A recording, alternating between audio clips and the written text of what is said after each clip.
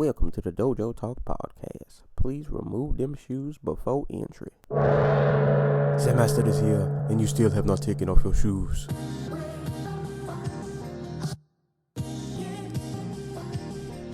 Yeah.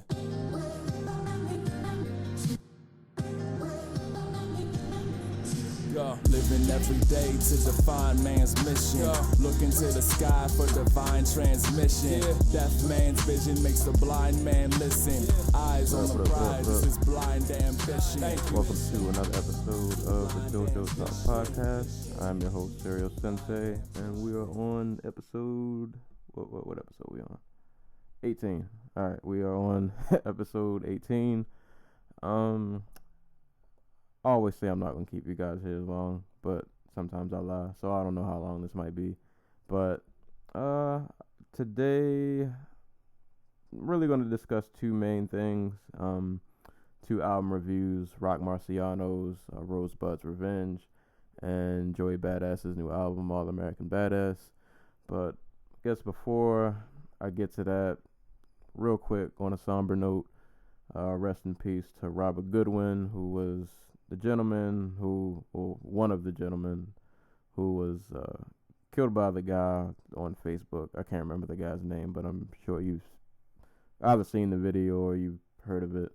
Wild stuff, man. I'm not really gonna go too deep into that, but rest in peace to him. Rest in peace to all the victims who happen to have their lives taken pretty much for no good reason at all. But yeah, just wanted to give that a quick mention.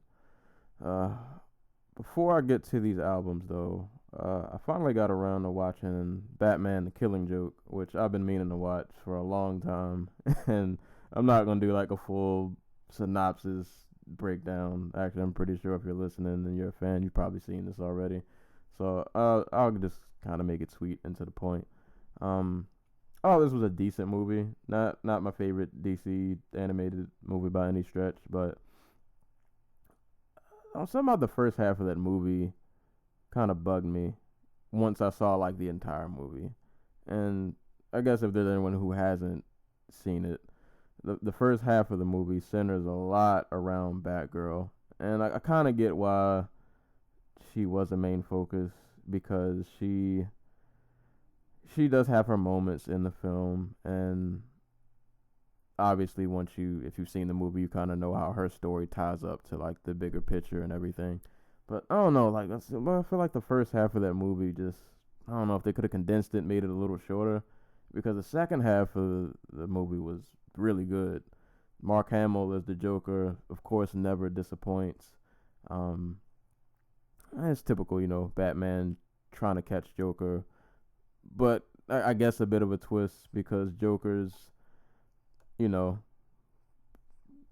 escapes from prison. I don't even think that's a spoiler. He's Joker. Of course he knows how to get out of prison.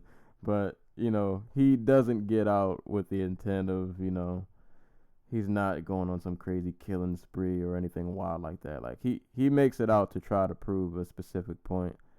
And even though the ending of this movie was kind of weird, the way it ended with him and Batman kind of having a talk, and then he tells the joke about the guy walking across the roof with, y'all know the joke that he told, and those two kind of share a laugh. It was kind of a weird moment, but I guess like the one thing I pulled from the movie was that him and Batman are in some ways a lot more similar than you would think. They're just kind of on opposite sides of the spectrum. Like, they both had pretty, I guess you could say, I don't say bad upbringings, but their beginnings were not very nice to them. Life wasn't kind to them when they first, were getting started, and it kind of led them to be who they are. It just so happens they both chose opposite sides of the spectrum. And I thought it was dope in this too, how this was one of the first times I've ever really seen like somewhat of like a backstory on Joker. Like, you get to see him when he was like just a regular guy, just struggling, trying to be a comedian and failing miserably, and he kind of got mixed up with the wrong people.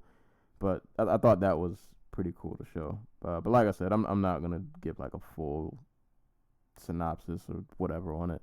But it was a solid movie, not anything mind blowing. Pretty much for me, the highlight is Mark Hamill as the Joker. Like what else can you say? Legendary Joker. His work speaks for itself. So like I said, the second half of this movie was really good. First half, all right, but like I get why it was there, but it wasn't all that great. But if you haven't seen The Killing Joke, it's worth I think it's worth a watch. It's not that long of a film, so it's not like it's a drag to get through. But just I don't think you should expect it to be like the greatest thing ever. You might be a little let down, but it's a solid release. It's not anything great, but it's all right. So that's that. Just wanted to give that a shout out since I just recently watched it. Now on to some music. First album I will talk about is Roc Marciano's Rosebudd's Revenge. So I don't have much of a history with Roc Marciano. Like I've known of him for a very long time, but like he was just one of those guys who like I heard of, and I never really listened to him. And then the times that I did listen to him, I couldn't really get into him. And really, I guess kind of a long-winded story, but the way I even wanted to get what made me want to start listening to him was really the album from Ka called Honor Killed the Samurai. And part of the reason at first why I couldn't get into Roc Marciano was just because of kind of like his delivery. Like, he has this really low-key, just everything's low-key. Like, beats are low-key, his voice is low-key. Like, and that delivery, I don't know, like, it wasn't doing it for me. And then I listened to Ka's Honor Killed the Samurai, which is kind of they're different in ways, but they're also very similar in that they both do carry that low-key delivery, and normally their beats that they rap over are also pretty low-key. But for some reason, when Ka did it, like, it worked. Like, I still listen to Honor Killed the Samurai. That's a great album. If you're looking for something, like I said, really low-key, like, literally that album has no drums on it. But, like, if you want something that's, like, really kind of gritty but has, like, this samurai edge to it, like, if you listen to a song from there, you'll know what I'm talking about. But, like, I love that album. And so I was like, well, if I can listen to Ka, like, I've warmed up to the sound a little more. Maybe I should just try to give Roc Marciano another shot. And like, this album, Rosebudd's Revenge, had came out recently, and most of the reviews that I had seen from YouTubers to just like articles I read were generally all positive. And I only listened to like a few tracks, and I was like, all right, it's okay. I'll give it a shot. So I actually bought the album. Got it in the mail. I threw it on. The thing with Roc is, I can't say like this is a bad album, but at the same time, I don't know if it's something I'll return to that often. Like, it's kind of something I think I would have to be in the mood to listen to, but it's not a bad album. And actually, like, I probably only listened to it maybe 3 times, and fourth time I was kind of skimming through a little bit. But it has grown on me a little more. Still not, like I said, not something I think I'll go back to super often, but like, I left the album and I pulled some positive things away from it. If you've never listened to Roc Marciano, well, really, I haven't either. This is my first time listening to like a full project of his. He reminds me of like Raekwon from Wu-Tang, but like I said, with a very like low-key delivery. Like, the topics and things that he raps about is very much like on some mafioso, but not in like a overly braggadocious way. It's just kind of like this real cool, like, I'm that dude, I don't know, like it's kind of hard to describe, but he is his real low key, smooth delivery, you know, almost like pimpish. Just like I know I'm that guy. I don't gotta be overly braggadocious about it. I don't gotta yell at you, you know. But when I walk in the room, like you know what it is. Like that's kind of what like his style reminds me of. Like I said, it's a real low key kind of style. Production on this album definitely fits him. Like I said, it's very low key. None of the beats on here really knock all that heavy.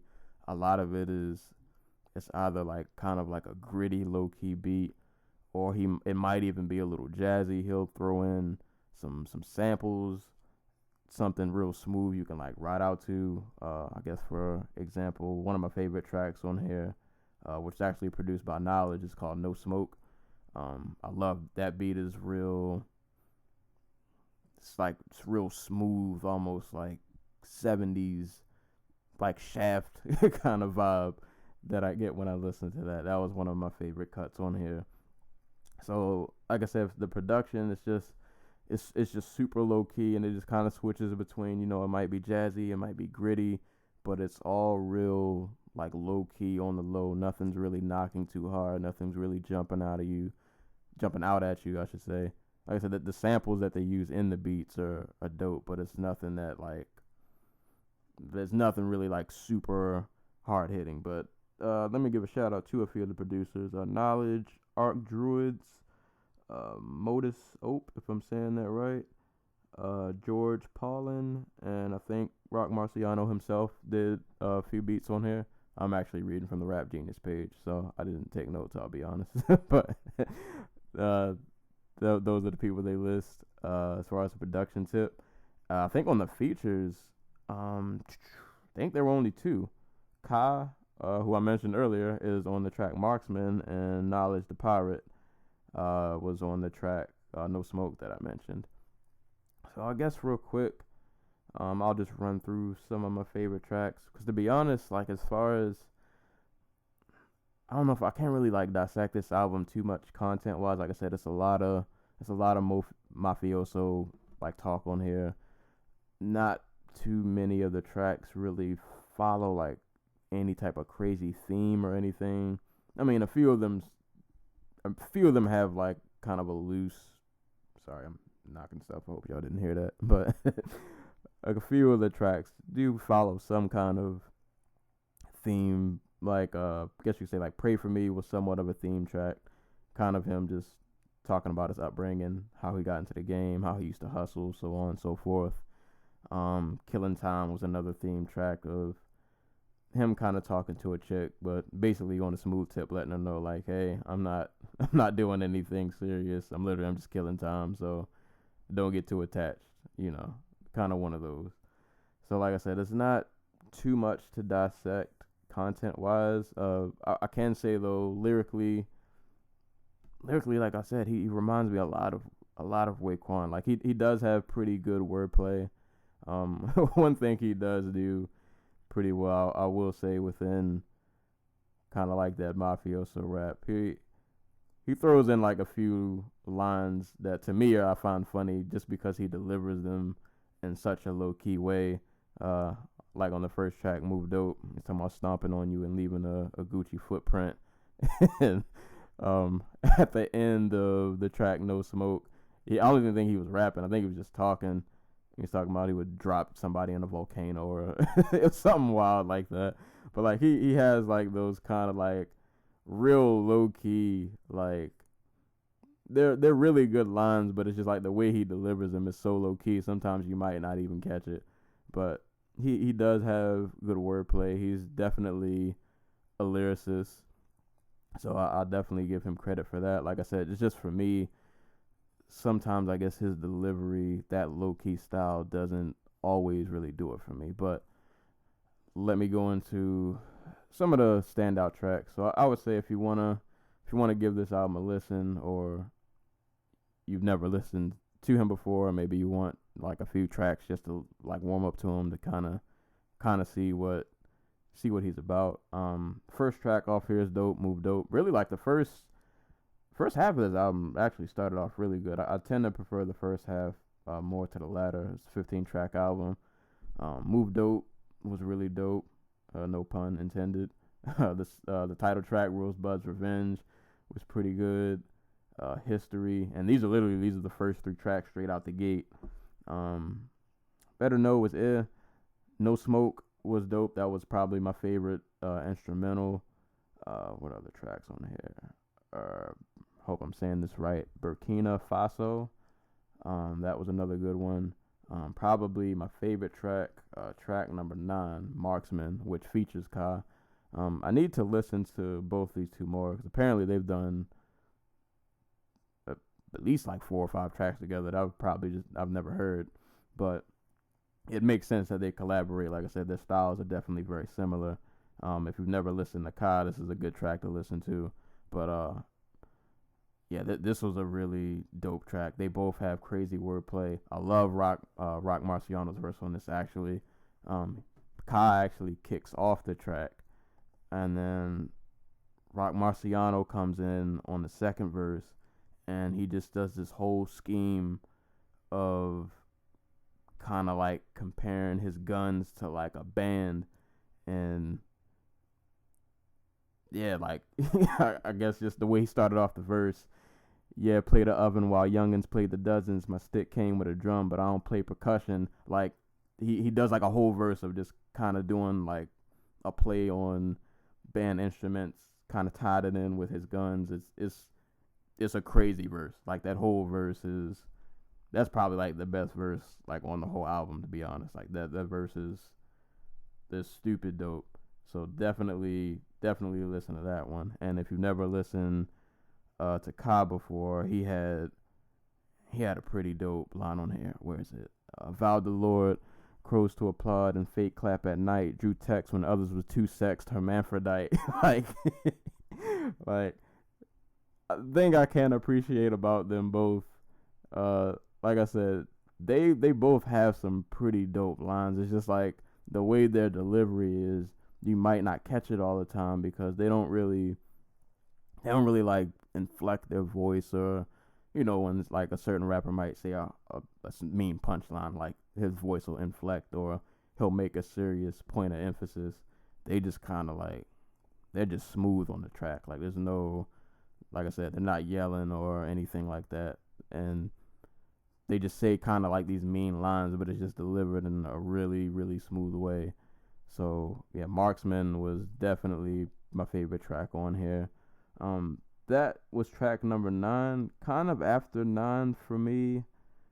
I'm not going to say the album fell off, but, like, I don't know. I did, like, the last half of this album, I didn't like as much as the first. There weren't bad tracks. Like the closing track, Pig Knuckles, I thought was cool. Pray For Me was okay. But some of these other tracks, I don't know, they didn't really stick out for me. So, like I said, the first half, pretty much like one, kind of excluding Better Know, but really like 1 through 9, even 10. Herringbone was okay too. Like those tracks, I think were good, and then kind of like I said, the latter half to me the album kind of tapered off, but nothing on here I don't think is like whack. There's just some tracks that I prefer more than others. So yeah, I guess all in all, like I said, nothing really too deep. I would just say if you want to check out, you want something real kind of low key, something gritty, like I said, that mafioso style rap, I think this would be something you should definitely give a listen to. It's good street rap, just kind of delivered in a real like low key, smooth kind of way. Like Raekwon, like I said, they both.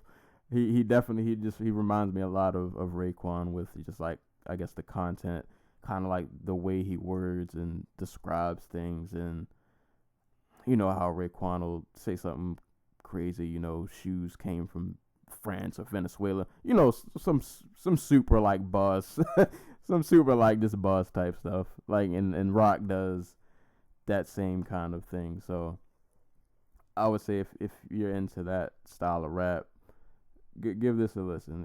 It's a solid listen. And as far as as far as I know, I'm pretty sure. Okay, this is Roc's fourth album, so I don't know. I might go back and maybe listen to some of his older stuff. Like I said, just personally for me, this album's okay. There are things that I like, but it's not something I don't know if I'll return to that much. But I wanted to review it anyway because I think it's something other people might enjoy a lot more than I do. And to be honest, from like other reviews I've seen of this album, other people definitely enjoy this album a lot more than I do. So I wanted to give it promo anyway, even though it's not my favorite, thing to listen to, but it's still a solid album. So Roc Marciano, Rosebud's Revenge, give it a look.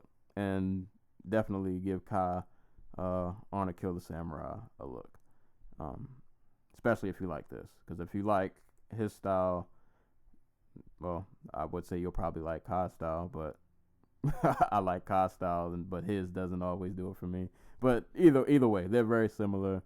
Give both of them a fair shot. If you like one, there's a chance you might like the other, or at least, you might be able to pull a few tracks here or there that you'll like. So, yeah, that's pretty much all I got for that album.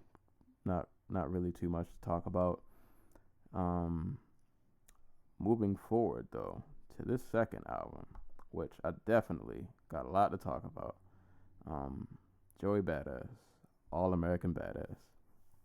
I was waiting patiently, very patiently for this album to come out. And it's kind of funny because my history with Joey hasn't always been good, to be honest. When I first heard of him, it was, of course, like everybody else, off the, was it 1999 mixtape? And to be honest, I never listened to that whole album. What's it called, 1990? I don't even remember. To be honest, yeah, like I said, I didn't listen to that whole album. Like, there were just tracks I heard, and I was like, this dude's really talented. He's really young, but he's still really skilled. He's got the whole, 90s boom bap sound going, bringing that back in an era where that sound just isn't really prevalent. But I thought he did it well when I first heard him. He wasn't like amazing or anything, but I was like, he's somebody to keep an eye on. Actually, the first tape I listened to him from was Summer Nights, which, to be honest, I didn't enjoy all that much. Not because I thought it was bad lyrically, it's just he didn't sound all that interesting, in my opinion. I just mean like delivery wise. Like I don't know. I haven't listened to that tape in a long time, so my opinion, if I go back, may have changed. But like, I don't know, that tape didn't do it a lot for me. But even with that said, when Before the Money came out, I listened to it. I bought it. I love that album. I thought that album was just super dope. Like it was like just like a Wu-Tang. It had such a Wu-Tang feel for it for me. Not all of it. The back half of that album, he definitely started to experiment more. But like overall, like I love like the boom bap sound. So that album gets a lot of play for me. Even to this day, I still listen to it. But coming off of that album, I think me, like a lot of people, was wondering, what do you do next? Because we get it. You can do the 90s sound. You can replicate that era really good. Obviously, you were influenced by it, but is that going to be your shtick? Like, are you just going to be that young kid who, sticks to that, golden age hip-hop sound, if you want to call it that? And, as much as he did that sound well, I think me, like a lot of people, would like to see him, I ain't say you got to completely break away from it, but like I said, towards the later Before the Money, with the tracks like Escape 120, you could see that he was capable of doing other sounds and doing them well. So I wanted to see if he would evolve his sound anymore, or if he would take any new directions. And yeah, I put this on, and my questions were answered right away. Man, like this project is so good. Yeah, man, this album is. It's hard to say if I like this better than Before the Money, because these albums are so different. But I think what I took away from this album, especially like on the first listen, was just growth. Like, he definitely took his time with this. He definitely experimented with different sounds. Not all of them I was a huge fan of at first, but like I appreciated just the growth that he's shown, and not even just sound wise, like lyrically, content, just everything, man. Like he definitely he's definitely grown from the first track, Good Morning America. First, hold on, before I even get to the tracks, man, just the album cover. This album made me excited, with him driving in his car, middle fingers out the window, with the flag sticking on the front of the car. Like, the cover was just dope. And then you get into the actual album, and the first track, Good Morning America, and it's now, what's freedom to you? Let's talk about it. Take a minute, think it through. I'm all about it, but the concept seems new. The coppers still shoot us down on Channel 5 News, lock us up for anything we do to pay dues. Like, and like the first opening track, I still feel like it's kind of like an intro because it's a very short track, but it's kind of just him talking about the black experience in America. Pretty much just giving his view on how he feels like, we've just been mistreated from jump. Like, and he just goes into detail about that, and that just kicks off the album. Shout out to DJ Khalil. I want to give some of these producers shout outs. He did a couple of tracks on here, and it was a nice kickoff to the album. And this album to me was just a tale of two halves. Tracks 1 probably through, tracks like 1 through 6, it was a lot of political commentary. I think the production in the first half of this album was much more relaxed. It was really jazzy. It was uplifting. The first half just had this really, I don't know. It was like an updated Before the Money. Like, he definitely updated the sound. It's a lot more accessible than what that first album was. So I think in some ways, I guess for some people, depends on, your musical preference. You might find that better. And I think that's what makes me return to this album so much. Like, it has a certain vibe to it. Like, I can just put this on from beginning to end. I don't have to really skip any tracks. I can just let it ride out, because it has this really smooth vibe, real jazzy, especially like I said in the beginning of this album. And then the content, man. And I will say, I don't think he's necessarily touching on topics really that are, they're not new, but it still reflects the current times, definitely, that we live in. You definitely hear him talk about Trump a few times on this album, not in any flattering way. But, it's not so much that what he's saying is anything new or something we haven't heard before, but like, I like the execution of it. It's kind of surface level, but I kind of give him a pass is because he's a really young dude. Like, he's like 20, 21. I don't know. I know he's way younger than I am. So it kind of gives the vibe of like, this is a young dude, he's growing up in the world, and now he's realizing like what it is now. Like, he's starting to see, hate to say the term, he's woke, for lack of a better term. Like, he's starting to see like what the world is now, how he's been treated in this country, how his peers have been treated, how how people of color have been treated, and he's just taking the time to just kind of put it all on the table. And yeah, like, this is content in every track, from, like I said, the first track, Good Morning America, which America spelled with 3 Ks, For My People, which is probably one of my favorite tracks. I love the beat on that track. It's so smooth. And like I said, just all throughout these tracks, he just, it's just a lot about just the struggle in America of being black, being mistreated, you know, trying to just get a fair shot like everybody else. Um, One track, or I won't say track, but a moment in this album I wanted to highlight. The third track, Temptation. It wasn't even like one of my favorite songs, but I love the way this track starts and ends. Um, it's like a speech from a little kid. I'm wondering if anybody knows, if you're listening, if anybody knows what like clip this came from. If you could like leave a link down, I'd appreciate it. But um, it starts off with a clip of like this little kid saying about, you know, the little kid's talking about, a little kid probably couldn't have been more than like 8 or 9 years old, just talking about how even at that younger age they're noticing that people of color are being mistreated. And then like the kid starts the song, and then, you know, Joey comes in, he does his thing, and then at the very end the kid comes back and finishes the track off, and the little kid's giving the speech saying that, you know,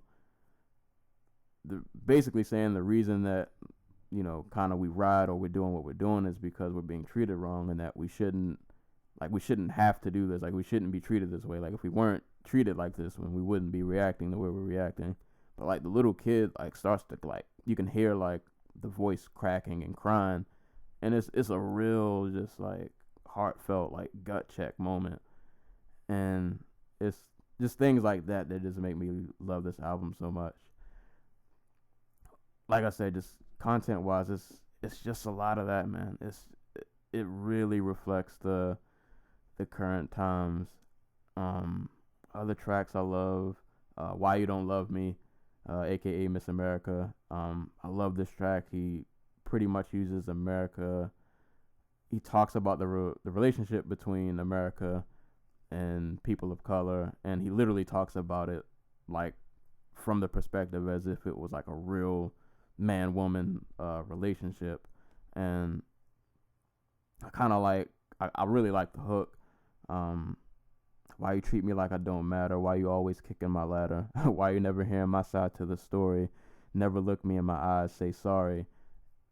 Like, if you really think about it, like, just think about it. Like, seen people of color be mistreated for so long, and no one is ever, like, people just, they act like it's not even there. And like, he just kind of goes, he just tackles the issue kind of from that perspective, pretty much, you know, asking a bunch of questions, you know, just basically why y'all dogging us out? Like, we're out here trying to make it just like you know.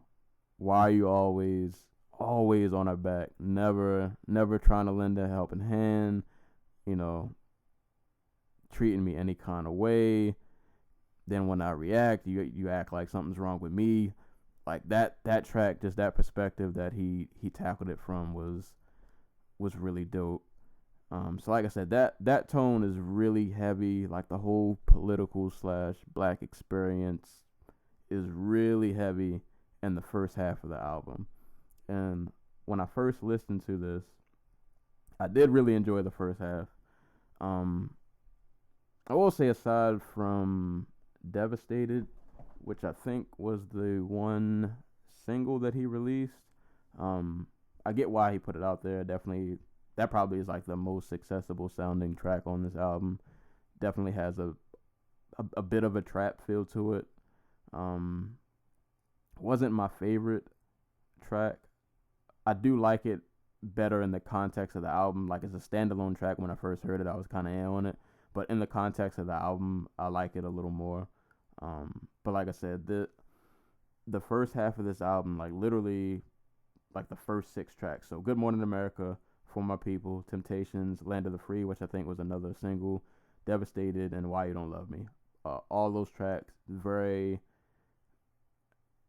very politically driven, socially driven, you know, just kind of that conflict of being black in America and just, you know, trying to get by like everybody else. So that really carries the first half of the album. And then production wise, like I mentioned earlier, it has like this kind of smooth jazzy feel to it, nothing really hard hitting. It's just something you can just kind of like coast to.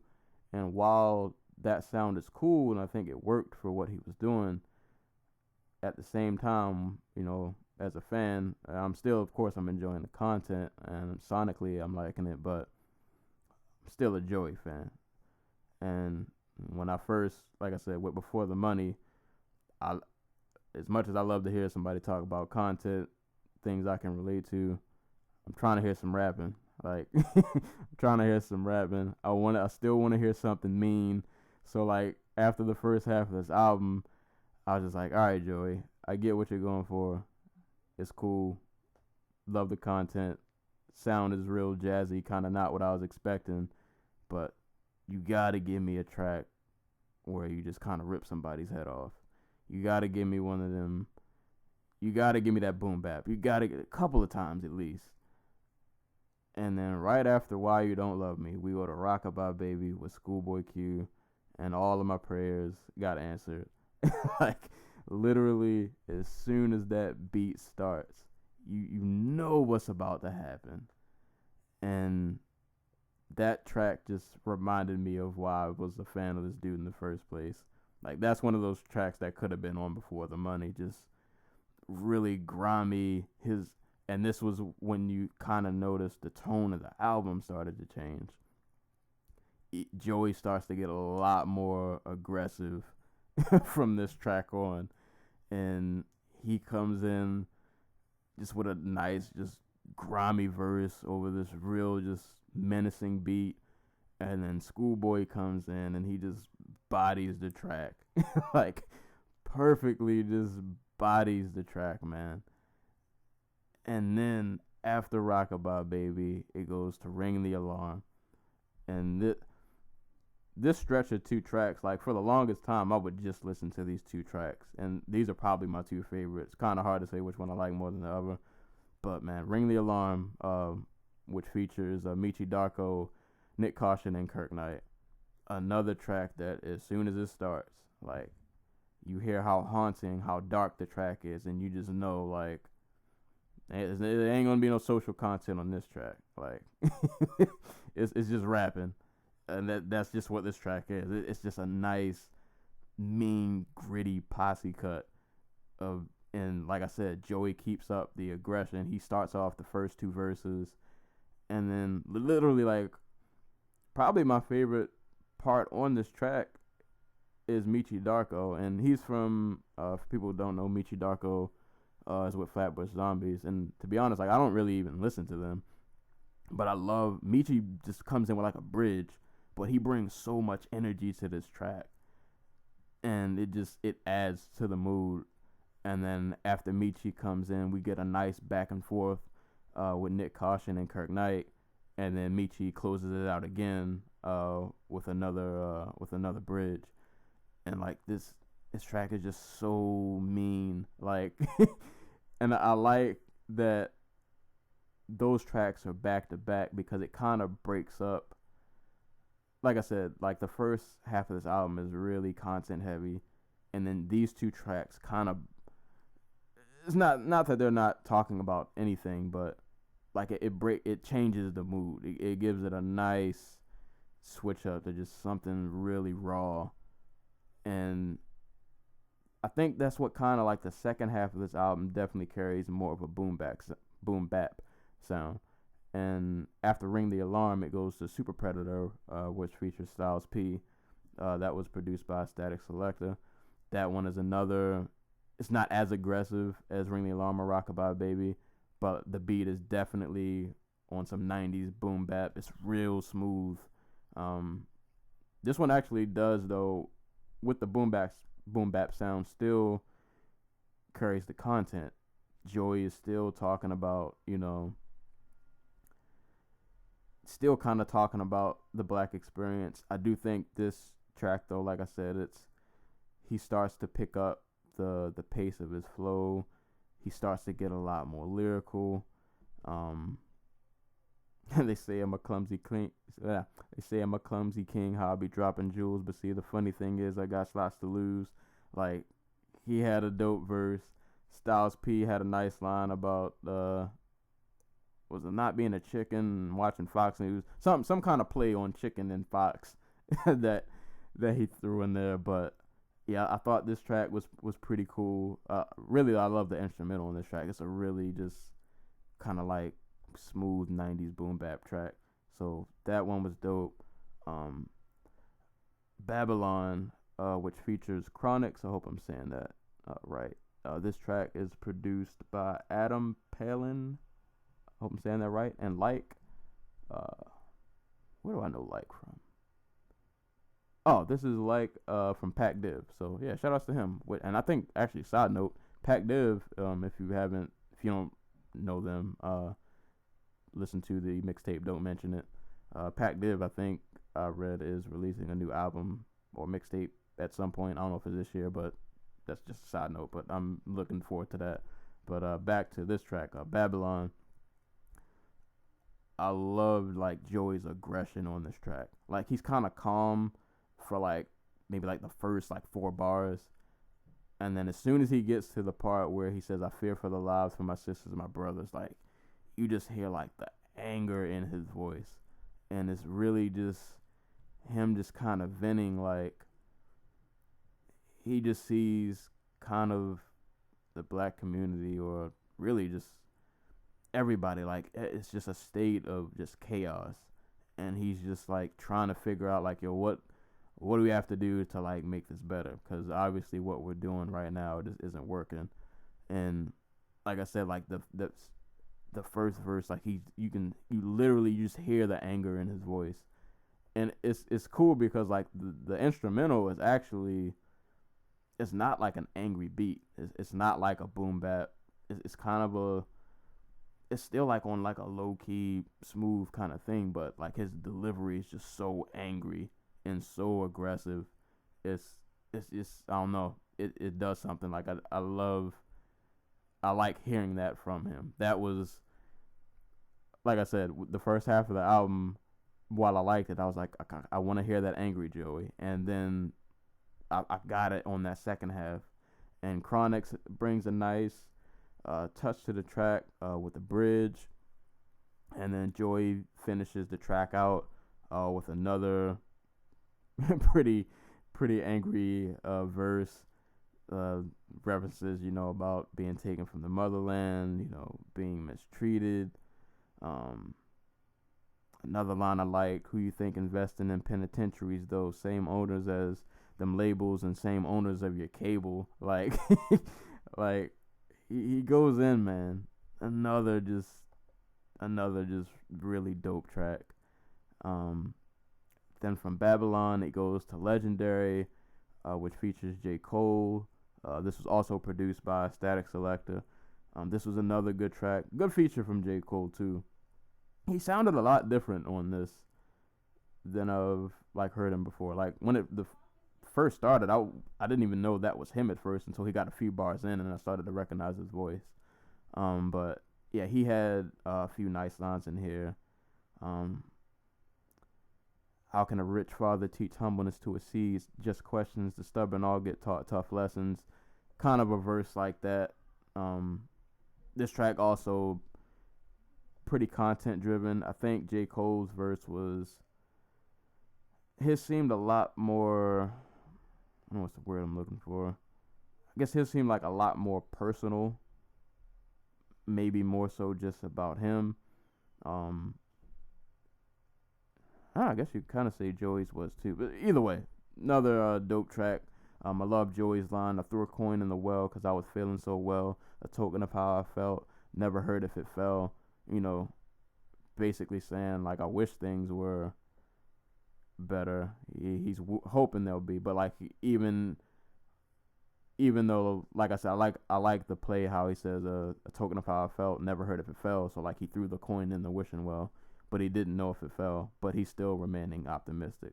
Like he still believes that his wishes and things that he wants to happen will happen. So that's a really dope track too. And then I believe the next track is the next track, which closes the album, American Idol. Once again, America spelled with 3 Ks. This album pretty much just wraps up the album in a nice little bow and knot. It's kind of just a rehash of basically what he's been talking about, during the whole album, just blacks being treated wrong, just injustices, and how the political system is, a sham. And he ends the song with this long,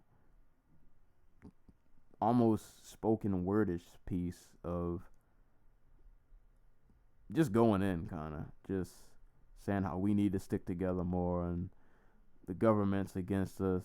It can come across a bit preachy. If somebody made that complaint, I would say it's valid.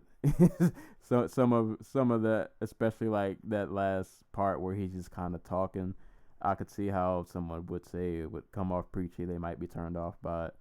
I liked it just because I thought it, even though it was kind of a bit preachy, and it maybe could have been delivered better, but I think it got the point across of not just what he was trying to do with the song, but basically what this album meant. Like, I think it tied everything up in a nice little bow, so you understood, what the purpose of this album was and what it symbolizes.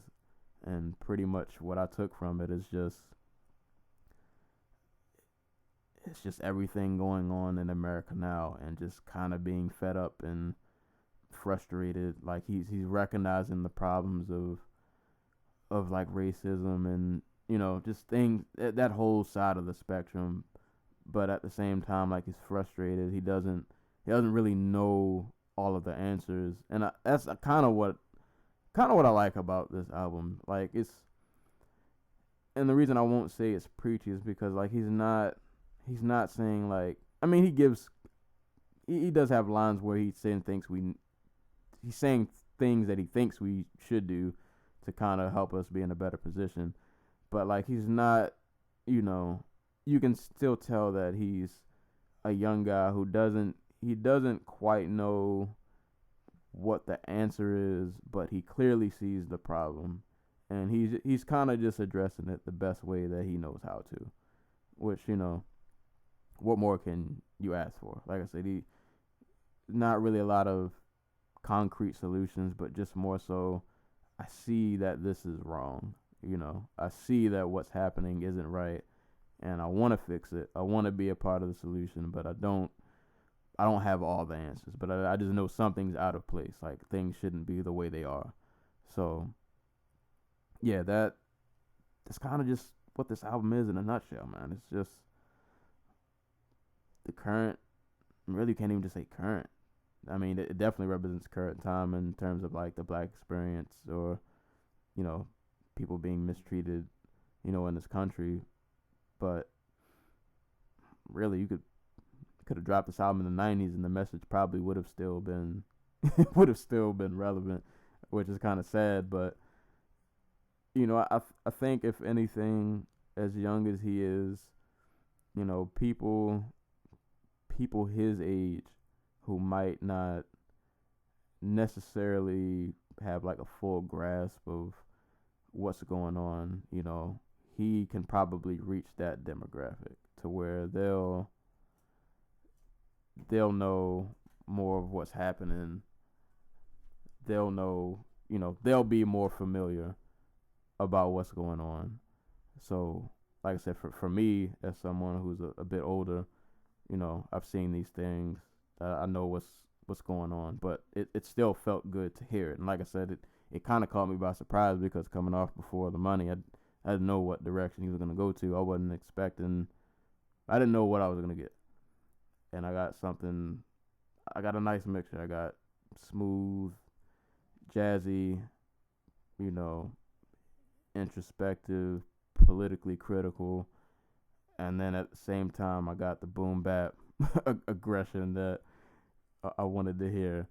I guess just to wrap this review up, I could just keep going on. I've listened to this album just an ungodly number of times, but favorite tracks, really, I like every song on it. Like, literally, I like every song. It's only 12, track, so it was a really easy listen. But if I had to pick just a few standouts, that ones I definitely think you should listen to, definitely Ring the Alarm and Rockabye Baby if you want to hear more of the aggressive tracks. So I guess I would say top 5 would be Ring the Alarm, Rockabye Baby, For My People.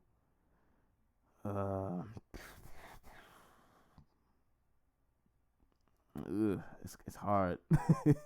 It's hard. Uh, Probably Babylon, and I guess I would go Land of the Free after that. Um, Not listed in any order. For my, I would say, just because of the beat, For My People is my favorite track on there. Like I cruise to that track all the time, and probably followed by that Rockabye Baby and Ring the Alarm. Or those two are like neck and neck. Like those tracks are just so aggressive and dope. But yeah, man, this album overall is, to me, man, I love it. This is probably my favorite album this year so far. Like strictly based off of just replay value. I haven't stopped listening to this since it came out. And I'm pretty sure when I do my top 20 at the end of the year, this will definitely be making an appearance. So yeah, man, give this a listen. Definitely give this a listen.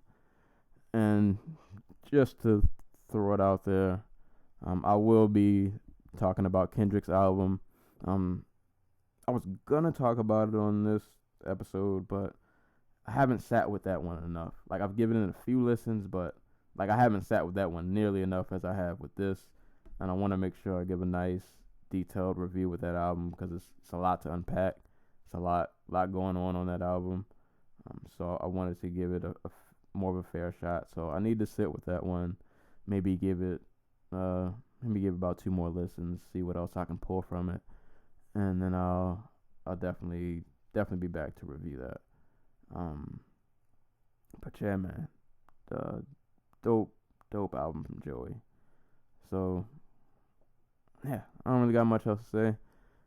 Quick recap: Batman: The Killing Joke, decent movie.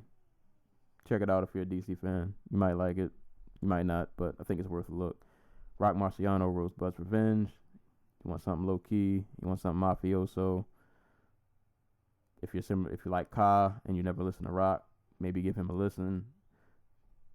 You might like it, you might not, but it's definitely worth like I said, solid album, even though it's not something I particularly will go back to maybe that often, but it has grown on me. So I think it's worth a listen.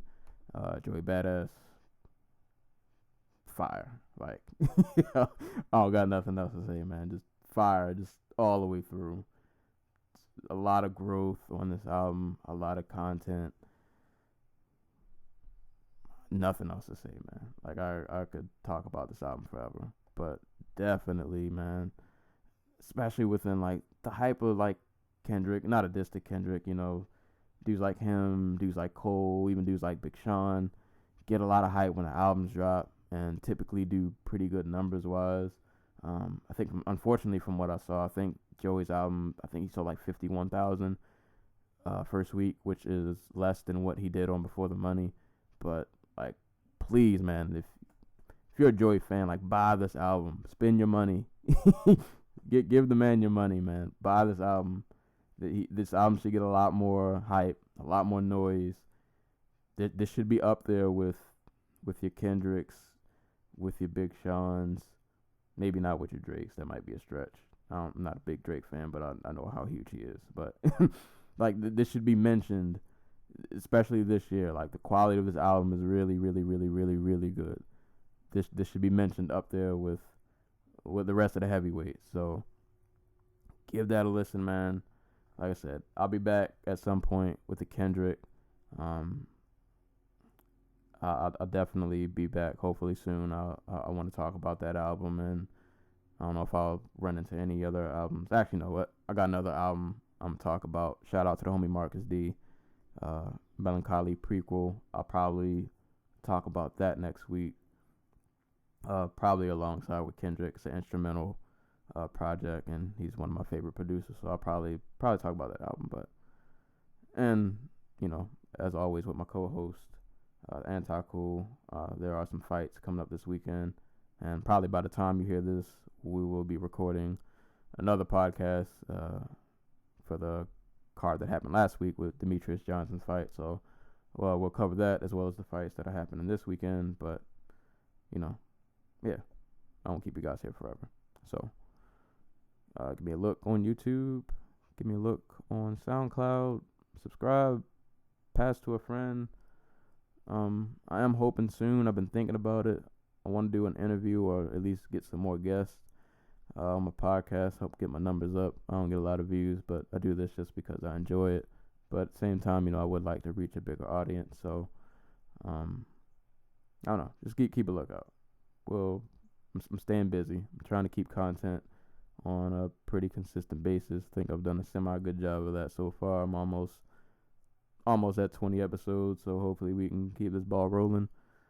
But yeah, thanks for listening, man. And check out everything I tell you to check out. I'll never lead you astray. At least I'll try not to. But yeah, man, this has been another episode of the Dojo Talk Podcast. Thank you guys for listening, and hopefully I will catch you guys soon. Peace.